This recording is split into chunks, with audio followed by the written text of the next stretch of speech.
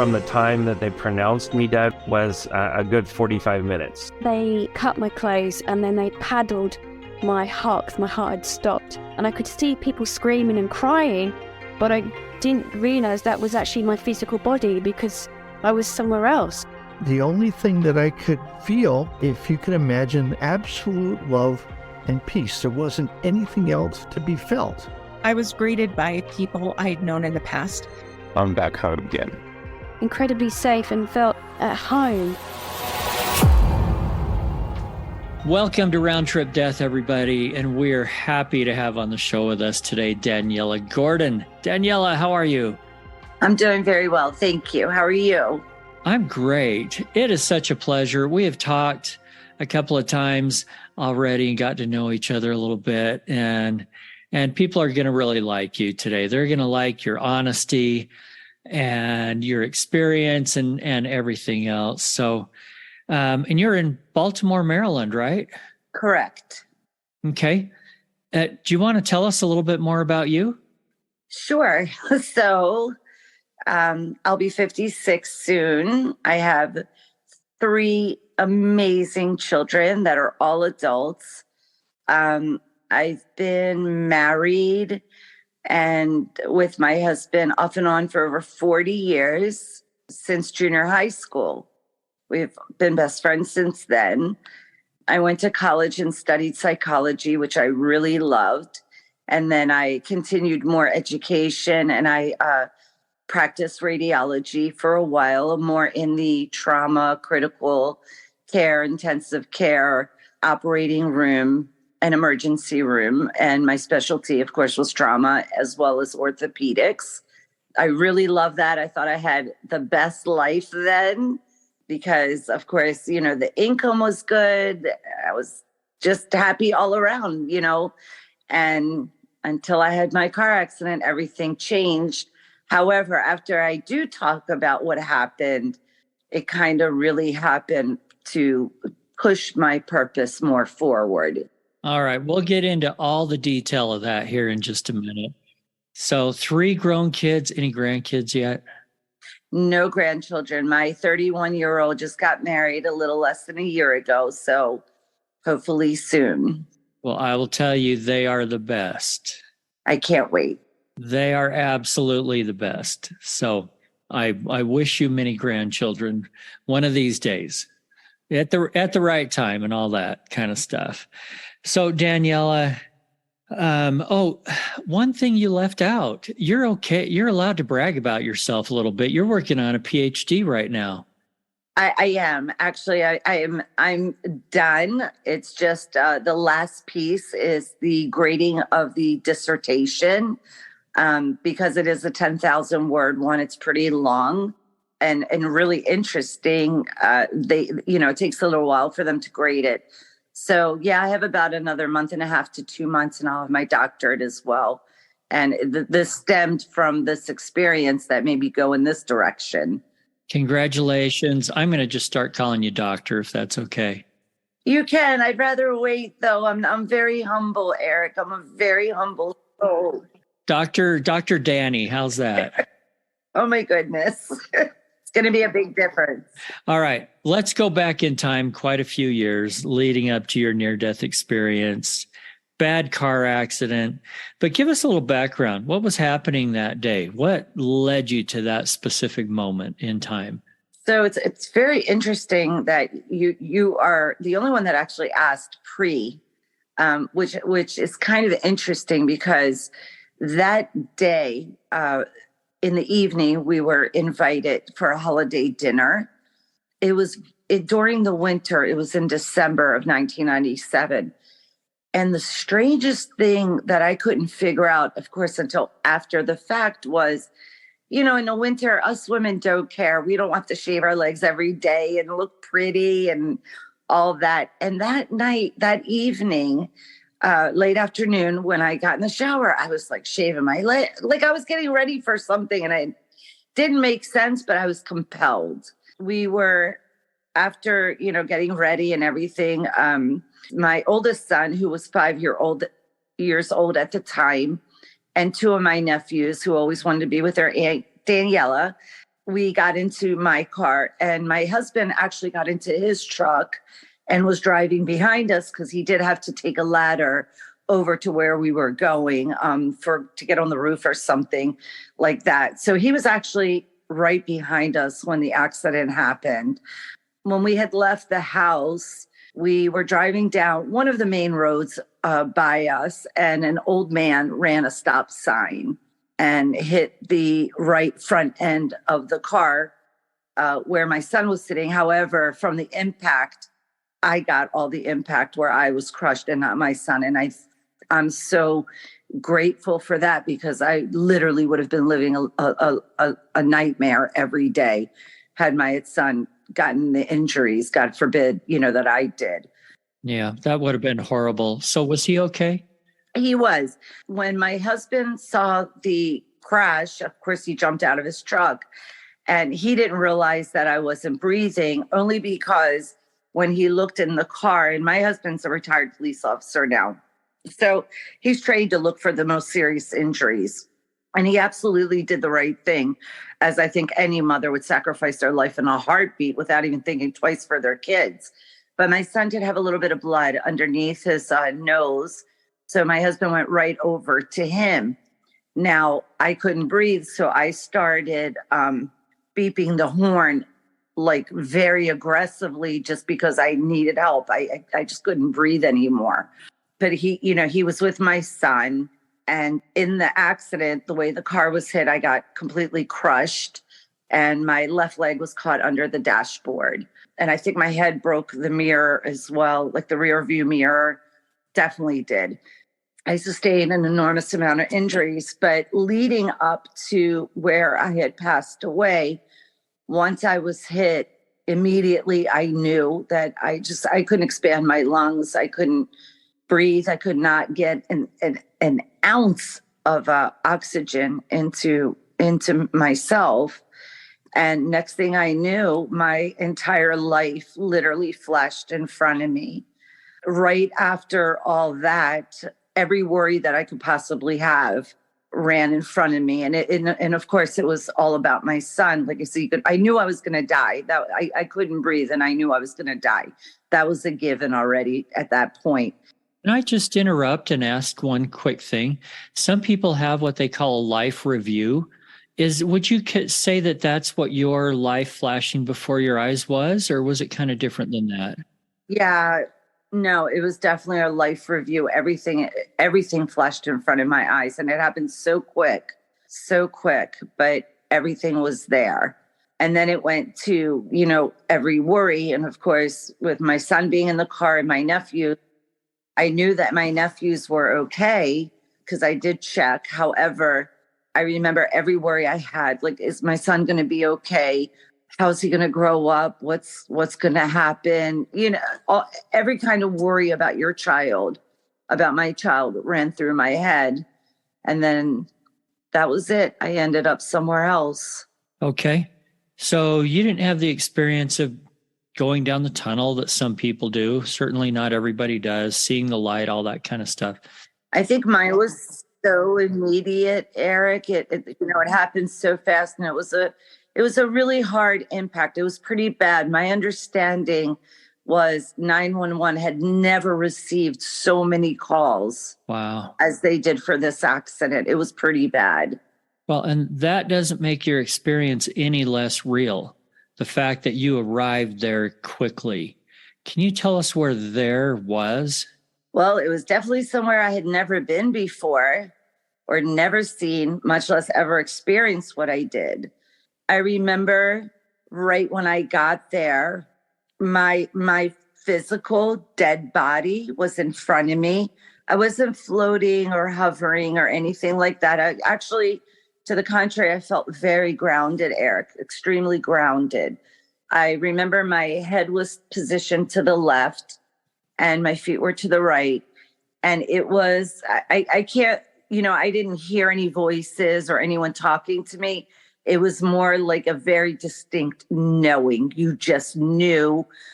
You could call it some form of mental telepathy, like a telepathy type of understanding. But I realized, Eric, that what I was supposed to do was take a really good look at my physical dead body and say goodbye to it, which is what I was basically doing. That's interesting. So was there more? You said you just knew. Was there more than that you knew at that point? So I remember right away after saying goodbye to my body, I was saying to myself, my soul, because my soul was still alive outside of the physical body. I was totally away from it. And I remember saying, oh my, this is home. I mean, we all have houses. We all have, different places that we live in here on earth, but that was truly home. There was no doubt or question in my mind about it. It was the most extremely peaceful place. We have nothing to compare it to here.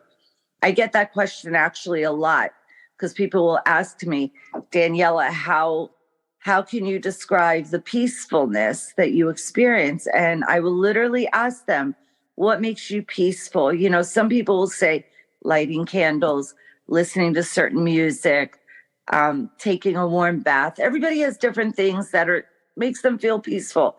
And of course, my immediate response is try to multiply that by infinity.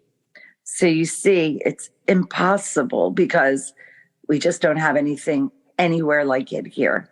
Yeah. Are there any more words than peaceful that you could add to it to help us understand that feeling? Absolutely. So let me explain what I saw, because I think that will kind of also help. Please do. That'd be great. Yeah. And what I experienced, I will tell you when I first got there, the colors there were a huge contrast of black, grays, and white. I was not presented colors yet in the beginning. Everything was very distinctive, gray, black, white. And I was able to see infinity in front of me, because one thing I did do was look around everywhere and observe a lot that was, there. And what I can tell you clearly is there are no walls. There is no flooring or grounds. There is no time. There is no schedule. There is no weather. There's a lot of things that are not there that we have here. However, it is the most peaceful, tranquil, serene place you could ever be in. Beautiful. What did infinity look like? Endless. It was so endless. Was it like solar systems and planets and space, or people, or? At that time, again, it was still the gray, black, and white. So if you're looking straight ahead, for example, I guess you could try to imagine driving down a dark road with no headlights, with no street lights, but yet there's that glare of the moon that gives you some contrast. And you're looking down an endless road. And that was not exactly like that, but you could see I got to see infinity. It never ended at all. At what point did the black, gray, and white turn into color? And what was that like? That happened pretty much right before I got pulled back. But there's some other things that I want to share with you that I know my experience was very different, and not many people had this experience with their NDE. I remember at one point I was privileged to look down on Earth. And it was very interesting because I literally got to see every city, every state, every country, and all the souls that are populating each demographic area. And the importance of that, I think that I was presented with, was how every single soul has a purpose here, good, bad, or indifferent. Every single one had a purpose here. And I do recall distinctively looking down, and it was an Asian man that really I focused on from up there. And it was because of the way he was lit up. and the way he was just moving around in the vibration, that now looking back, I do believe this was a person that probably had a very significant NDE. He was very different than a lot of the other souls that I got to see. There's something very different about him. But a lot of people will say, well, how do you know that each person has a purpose, and it's from there? And I try to explain the analogy of like if you go to ride bumper cars, like at a park or amusement park, and each bumper car has almost like this antenna thing that goes up to the ceiling, and the electricity generates off of there.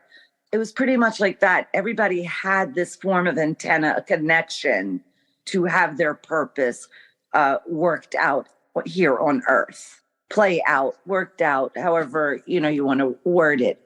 And that was very different. That was very different. And then again, once the colors were presented, meaning after I had looked around, after I had very curiously, wanting to see everything, that was when the colors started to present themselves. And the colors there are, listen, we have beautiful colors here on Earth, and artists do amazing, amazing work with the colors that we have. But it's very different there. The colors there are so vivid, so bright. We just don't have it here, but they are absolutely gorgeous. Would you say there are other colors there in addition to what we have here, or are they just brighter? What I saw was they were just a lot brighter. We don't have them here that way, but they're just so in depth and so beautiful that we really just don't have them here. Yeah, I've had some people explain it to me as it's almost like they're just sort of muted or watered down here compared to there. Does that sound right to you? Exactly. That's what I mean by very vivid and bright, and they're just gorgeous. Everything is just beautiful. Absolutely beautiful. Okay. What else did you see or do? So I did want to make mention, the one thing that I did feel when I first got there also was, and I have to say it was a male dominant sense that I could feel all around me while I was there. And the beauty of that experience was that was loaded with unconditional love, protection.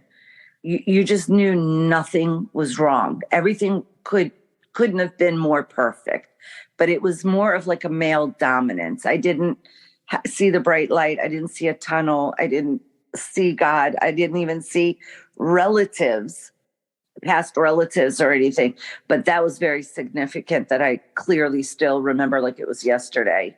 Right. But you didn't see this male presence, but it was a very strong feeling of it all around you. All around. Absolutely. All around. All right. Anything else? As far as while I was there? Yeah. Anything else before you came back? Let's hear it now. Of course. So I do remember at the point when I had to look at my physical body and leave it as if I was going somewhere else. I do remember that my soul, I started turning at about a 35 to 40 degree towards the left side, heading somewhere else. Where I was heading, I don't know, because that happened to be the time that I got pulled back. I know that they did work on me for over 6 hours to try to stabilize me. I know that they also pulled my husband out, and he was running between the emergency room and the trauma unit because we did, my son was taken just to make sure everything was okay, and he's perfectly fine. I know that they did pull my husband out and told him that, we're not sure if we're going to be able to save her, but we are trying to do everything we can. At that point, when I was turning the 35 to 40 to the left, that's when I got yanked back. What do you mean by yanked back? That sounds interesting. You've used the word pull and yanked. It's almost like it was against your will. You got pulled back.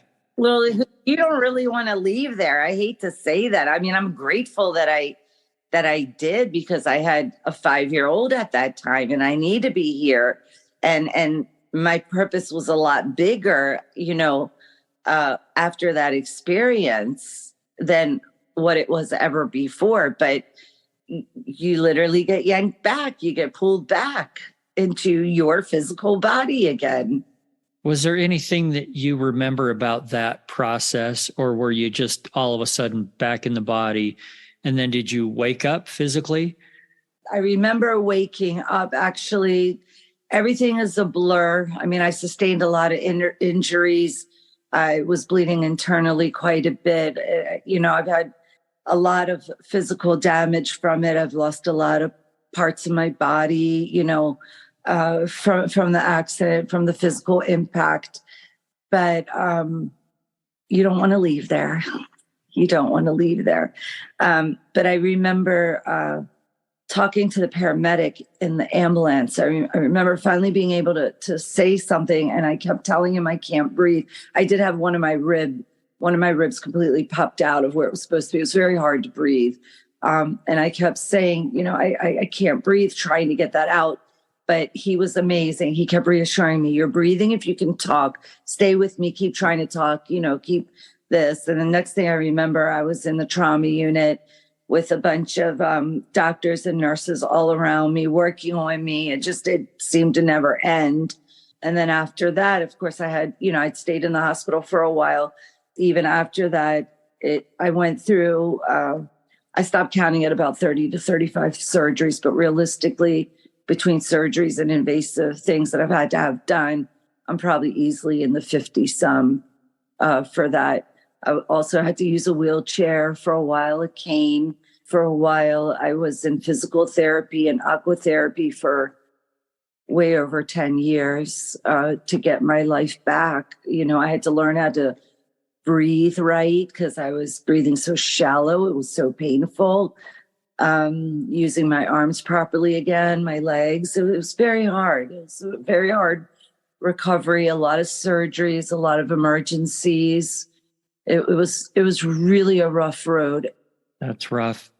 The fact that you had this experience, do you think that helped you, at least from a perspective of having a better attitude about things? Did the experience maybe help you through the recovery? It definitely did. I was always a very positive, person. And I think, and a strong person. And I think that just really enhanced a lot more because, you have to remember these surgeries weren't right after the accident. It was problems that kept happening. So this went on for a while. And I had 4 miscarriages from complications, which was sorry. It's okay. Take your time. Which was really hard. All 3 of my kids were born very, very premature. So it was a battle because, they were on a respirator with oxygen. And for months, it was very hard. And in between, I got bleeding internally from different parts. I lost all my fallopian tubes, my ovaries, my uterus. I lost a lot of parts of my body from it because I kept bleeding internally. So it was a really rough road. But at the end of the day, I have 3 beautiful children and they're all thriving, doing well, amazing careers. They did great. All the problems that they were supposed to have, they didn't have any, to the point where their pediatrician literally was begging me to write a book to help parents, that have premature babies.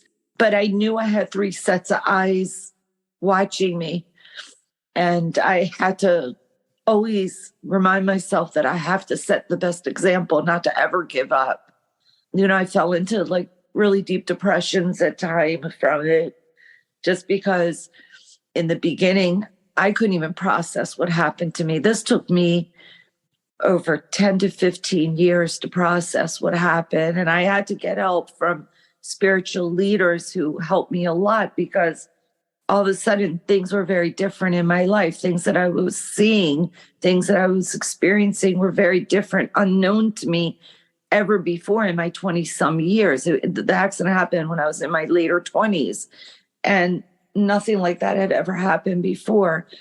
And the beauty of it was they really helped me understand why I can see spirits and why they come to me And it was because it was explained to me that when I had got pulled back, I never shut the door from where I was. So it's an open channel. And it's a blessing because I do help people through mediumship greatly. I also have gifts with my hands with healing. I get a lot of clients. I've helped so many people, literally all over the world, that have gone to doctors anywhere from 10 to 30, 40 years. And they've exhausted every means that they could do for these poor souls suffering. And they end up getting referred to me. And my statistics across the board is within 3 months, they're doing much better than prior to their, whether it was an injury, an accident, or trauma, whatever the situation is across the board within 3 months. My hands have been able to heal them. And I also do medical intuition where I can scan the body with my hands and see what's going on inside. So I've been able to find things that even our MRIs and stuff haven't found, or I can find where the source of the problem is. So I've been really gifted on that end with coming back. A lot of people, when they come back, they have a hard time processing, like what you were just talking about. And some tried to talk about it and they got shut down saying, don't talk about that. You sound crazy or something. So just don't even talk about it. What advice do you have for people that are going through that? What kind of help should they get? You mentioned spiritual help. Are there counselors, therapists that they should talk to too? Or what's your advice? I mean, I do a lot of spiritual counseling as well. That is part of what I do. That's actually in the metaphysics, the doctor that I'm doing. My specialty is counseling, which I felt was very important. And the greatest advice I can give is this. I couldn't talk about it. I couldn't even put it together to talk about it. It took a long time. And I know that now, after like meeting a lot of people that have gone through this, that's pretty common across the board, that it takes a long time. Very rarely you'll have somebody talking about it a year or 2 years after the situation. It's usually way above 10 years. And I know mine has been, but if I can give the best advice here is take your time to process what happened, because it happened to you for a reason. You were selected for that to happen, regardless of how it happened. Take your time on processing it. But the second that you feel that you're ready to talk about it, come out and talk about it. Don't worry about anyone's opinions, remarks, comments, because they are truly worthless. Meaning that whatever comment they make is really meaningless. Because one, most likely they didn't have this kind of experience. If they did, they surely will not make a comment about it. They would be more loving and understanding, because it is very hard to go through, and to process. So keep going and do what is best for you. And don't be scared to talk about it. Would you recommend that it would be beneficial for people to talk about it sooner than later? So that's a two-part question when you ask that, because one, yes, talk about it as soon as you can. But again, you have to realize, don't come out and talk about it if you haven't even processed it, because that's what truly takes the time, is to process all that. So the second you're ready, I mean, I joke around, I say, wow, it feels so good to come out of my spiritual closet and be able to talk about it. People are scared because maybe somebody will judge them. Maybe someone will, like you said, tell them, oh, you're crazy. But the truth of the matter is you're not. Come out of that spiritual closet. You will feel so much lighter, because that is truly very heavy to carry around and feel lost with. I went through that. So I would advise against it heavily, because once I did start talking about it, one, I realized there was such an outpour of love and support towards this. which is the best thing anyone could do when you hear somebody go through this experience. And you have to remember you're the one that experienced it. Other people have not, other souls have not experienced it. You know, when people don't understand things, they like to use the word crazy. They don't know what else to say, I guess.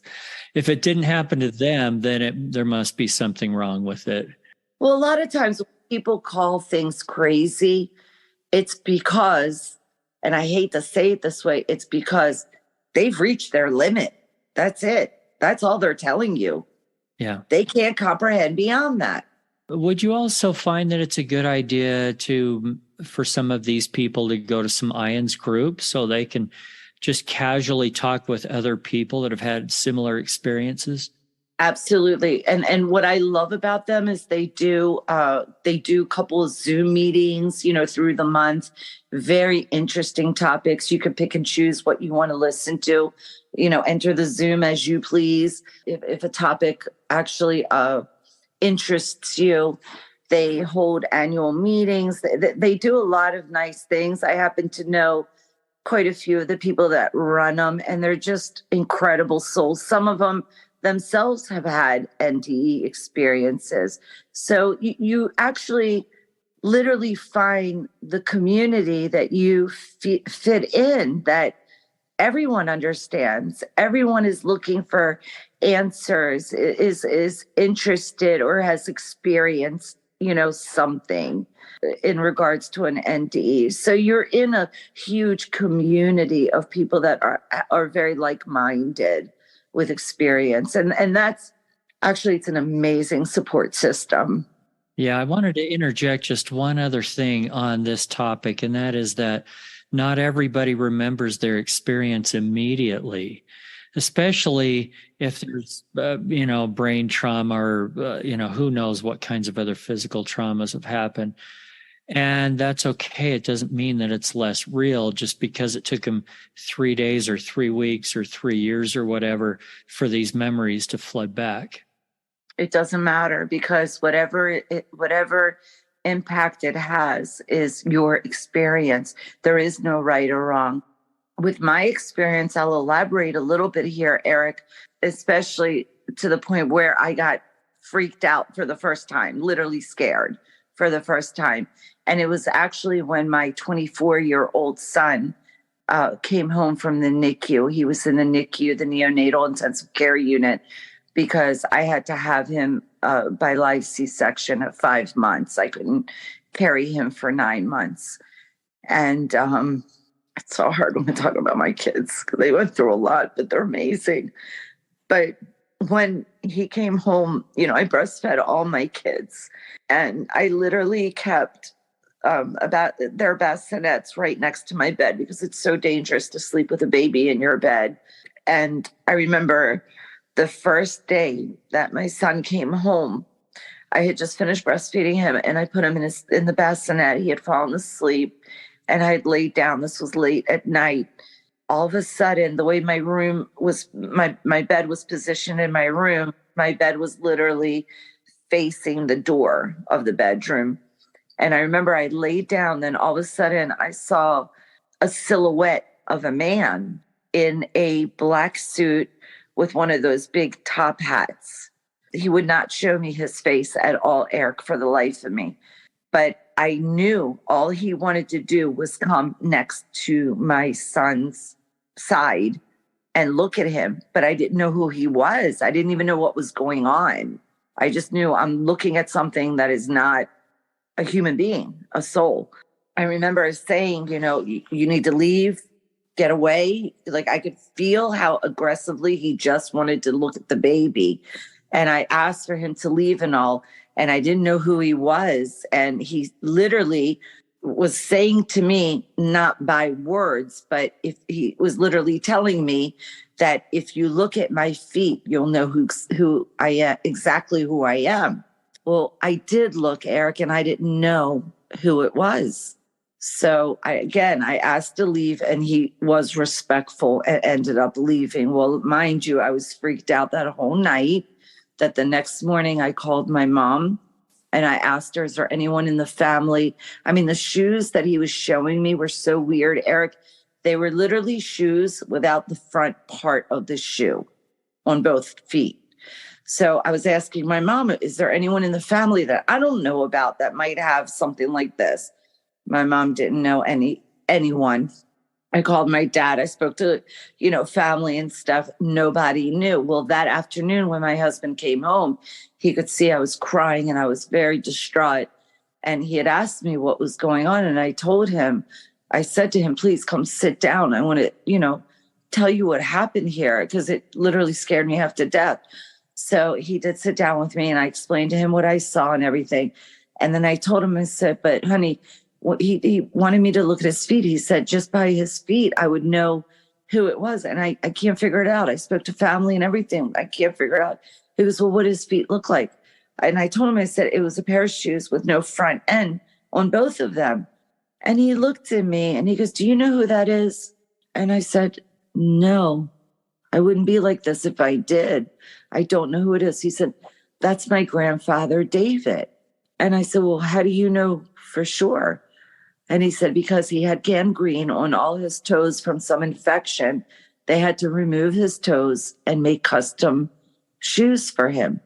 Now, that was his grandfather, David. My husband lost his mother when he was 6 years old. So I never really met any of his family or knew anything about anyone. But the interesting part here is my son's name is David. So his great grandfather, David, wanted to come see David. But at the time, I didn't know. Yeah. So you told him to leave, and he was there for a good reason, not a scary reason. Exactly.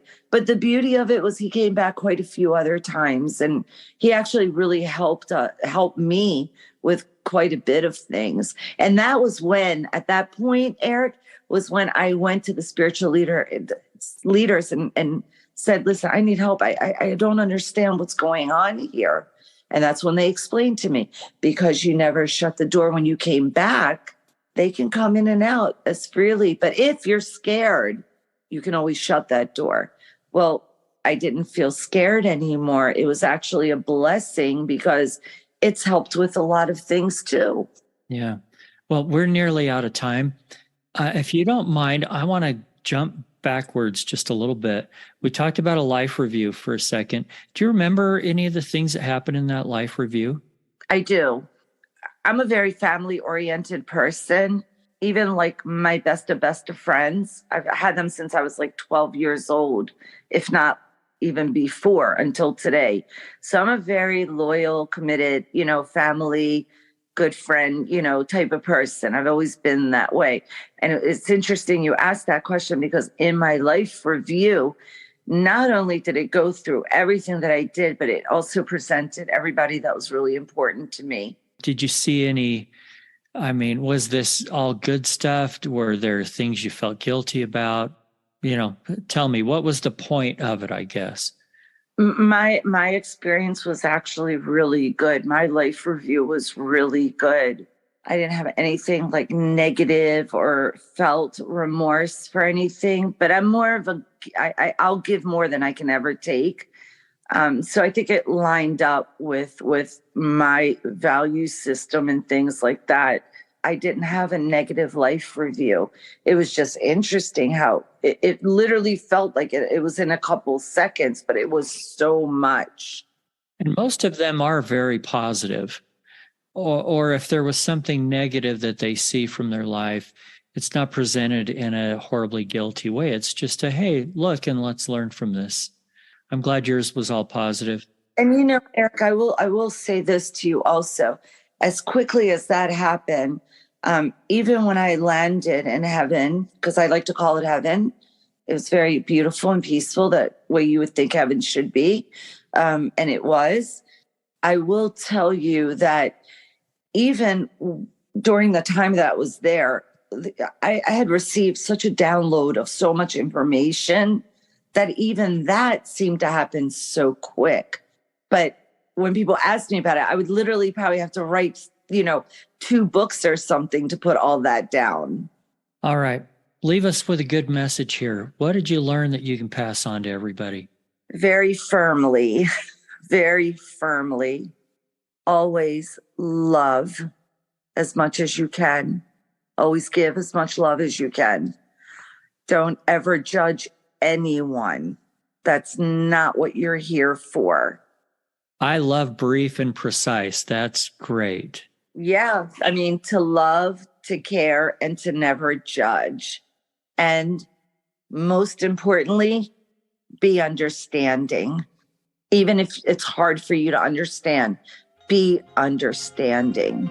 All right. Daniella Gordon, thanks a lot for being with us today. It's my pleasure. Thank you, Eric. Thanks again for listening, and remember to share this podcast. To be notified when the next episode goes live, follow us on your podcasting app or click over to roundtripdeath.com and sign up for our email newsletter. Until then, I wish you everything good that you're looking for in this life and the next.